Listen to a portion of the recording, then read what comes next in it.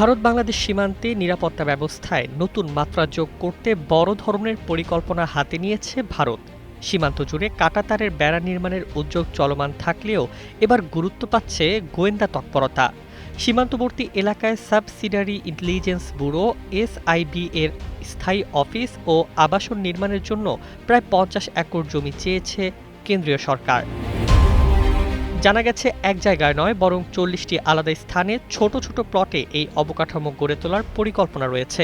বিষয়টি নিয়ে কেন্দ্রীয় স্বরাষ্ট্র মন্ত্রণালয় ও রাজ্য প্রশাসনের মধ্যে উচ্চ পর্যায়ে আলোচনা হয়েছে। বর্তমানে কলকাতার বাইরে অধিকাংশ জেলায় ভাড়া করা ভবন থেকেই এসআইবি এর কার্যক্রম পরিচালিত হয়। এর আগে সীমান্ত সুরক্ষা জোরদারে ১,০২৪.৭৫ একর জমি বিএসএফ এর কাছে হস্তান্তর করা হয়েছে।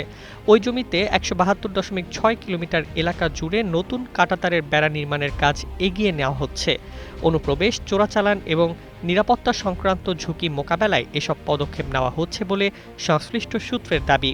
শুধু অবকাঠামো নয়, মাঠ পর্যায়েও বাড়ানো হয়েছে নজরদারি।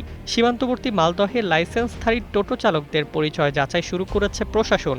নিয়ম অনুযায়ী নিবন্ধিত মালিক ছাড়া অন্য কেউ টোটো চালাতে পারবেন না। এভাবেই কোটি কোটি মানুষের ঘরে দেশ জুড়ে ফ্রিজ একটাই, ওয়ালটন। স্থানীয় চালকদের একাংশের অভিযোগ, অতীতে কিছু টোটো ভাড়ায় নিয়ে বাংলাদেশি নাগরিকেরা চালাতেন এবং দিনের শেষে সীমান্ত পার হয়ে ফিরে যেতেন। প্রশাসনের দাবি, এ ধরনের ঘটনা আগের তুলনায় কমলেও নজরদারি আরও কঠোর করা হচ্ছে।